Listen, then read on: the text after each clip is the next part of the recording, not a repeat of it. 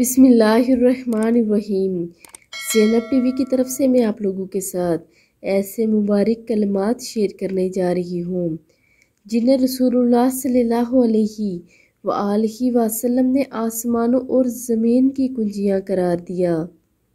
وہ مبارک کلمات یہ ہیں: بسم اللہ الرحمن الرحیم، لا الہ الا اللہ واللہ اکبر وسبحان اللہ وبحمدہ استغفر اللہ ولا حول ولا قوۃ الا باللہ العلی العظیم هو الاول والآخر والظاہر والباطن یحیی ویمیت بیدہ الخیر وہو علی کل شیء قدیر۔